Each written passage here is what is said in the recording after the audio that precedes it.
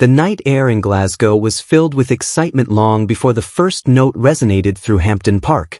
Fans had started arriving since midday, braving the typical Scottish spring rain and strong winds, yet their spirits remained high. By sunset, the stadium was completely full, with every seat occupied and every terrace alive with energy. The familiar chants of "Kendrick, Kendrick" echoed from the stands, creating an atmosphere of urgency and celebration. Glasgow had turned out in full force, eager to witness history. By the way, welcome to Celebrity Hip Hop Showroom, where hip hop and celebrity drama never sleep, so hit that subscribe button so you never miss the mess. Let's get into it. As night fell, the stadium lights dimmed to a soft glow. The speakers thumped with a powerful track, a carefully selected mix of bass-heavy beats meant to energize the crowd. Hundreds of phones were raised like lighthouses, lighting up the dark arena with tiny glimmers. For a brief moment, it felt like a mystical ritual, with thousands holding their breath in anticipation of when the stage would come alive. And then it happened.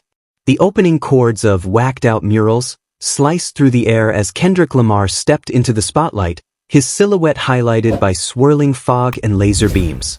He moved with purpose, each step deliberate, every gesture exact.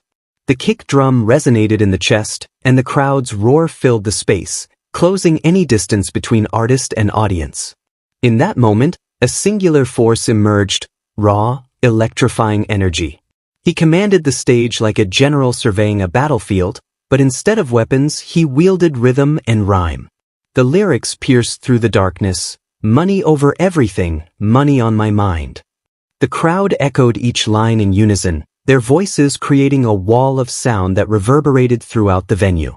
It was clear, Glasgow didn't just admire Kendrick Lamar, they revered him. Without missing a beat, he transitioned into "Squabble Up." The stadium erupted into a swirling mass of bodies, arms waving, heads nodding, feet stomping. Fans lifted onto shoulders raised their hands high, passionately reciting Kendrick's every word in sync with the track's energetic beat. When the line, "Fight Night, gloves off," hit, it felt as if sparks were flying, the crowd's energy merging into an unstoppable force. After the whirlwind of "Squabble Up," the stadium lights shifted to a warmer hue. Kendrick paused at the edge of the stage, letting the crowd's thunderous applause wash over him. He raised a fist, sharing a moment of silent connection with the audience. Then he spoke, "Glasgow, we're here to celebrate life. Let me see you smile," his voice resonating across the field. A collective cheer erupted in response, a release following the intensity of the first two songs. Next was "Family Ties," Kendrick's collaboration with Baby Keem, which has become a defining track of his current phase. As the distorted beat dropped, the audience immediately sensed the change. People instinctively pushed forward as Baby Keem's high-pitched verse filled the venue. Kendrick joined in during the chorus, and the crowd's excitement grew. Flags waved, including the Scottish Psalter, and homemade signs featuring Kendrick's logo were visible. A group near the front displayed a banner that read, "Family First," and throughout the song, it was evident that everyone felt part of something bigger than just the music. The line, "Blood makes you related, loyalty makes you family," struck a chord, serving as both a declaration and a promise. Then came the moment every Kendrick fan anticipates, the opening lines of "Alright." The transition was seamless. What started as a lively sing-along quickly evolved into an anthem of resilience and hope. Thousands of voices united in singing, "We gon' be alright," a chant that has crossed genres and borders since it first emerged. In Glasgow, it held particular significance. In a city celebrated for its spirit of defiance and solidarity, Kendrick's message of collective uplift felt especially poignant.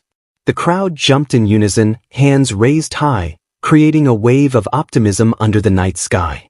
Against this backdrop, Kendrick delivered some of the song's most impactful lines, "And if God got us, then we gon' be alright."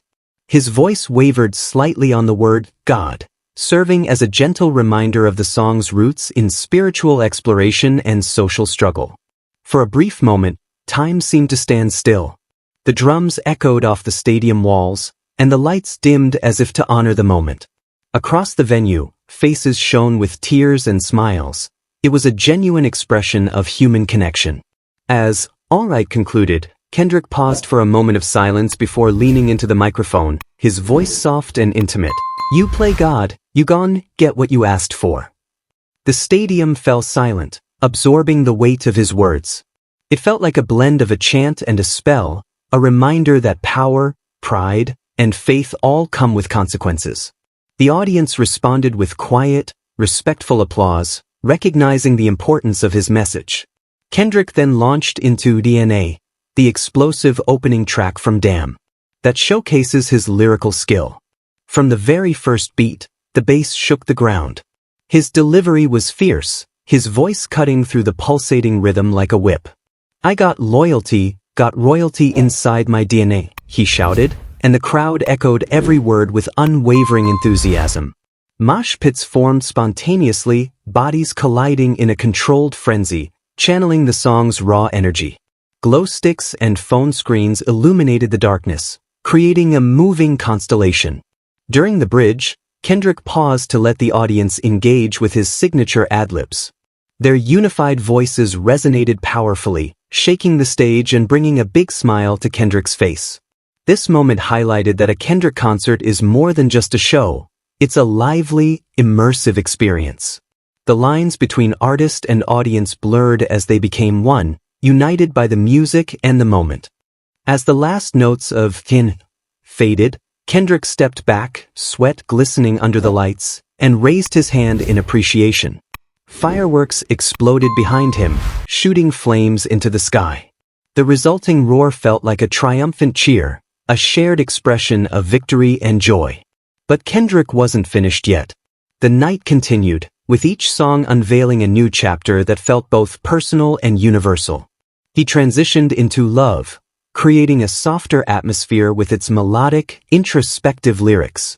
Fans swayed, eyes closed, singing along to every heartfelt line. It was a brief moment of calm, a reminder that even in the midst of an energetic performance, Kendrick embraces his vulnerability. He then moved through Money Trees, Goosebumps, and an incredible rendition of Humble, each song infused with Glasgow's unique energy. During Humble, the crowd erupted into a synchronized chant of "Sit down, be humble," as thousands of fans became Kendrick's backup singers, perfectly in sync. Throughout the performance, Kendrick built genuine connections with the audience.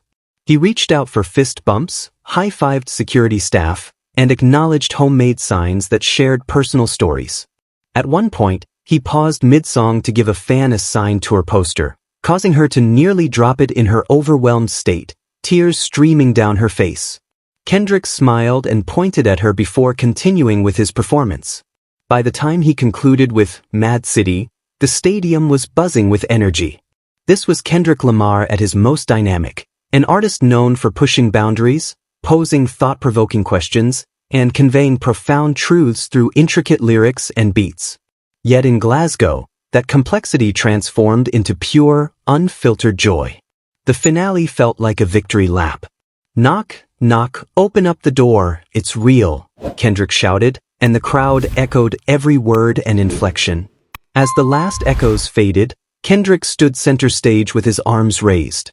The lights brightened, revealing a sea of faces, some tired, some ecstatic, all transformed. He took a final bow, allowing the applause to wash over him. Then, without a word, he exited through a cloud of smoke, leaving behind the memories of an unforgettable night. As fans filled the streets of Glasgow, the chants continued, with some even pursuing the tour bus as it drove off.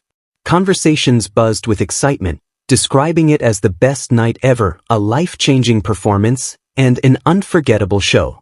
Taxis and buses carried groups of fans who kept discussing their favorite moments, sharing videos and texting friends who couldn't attend, promising them they wouldn't want to miss the next event. In the quiet that followed, one thing became evident.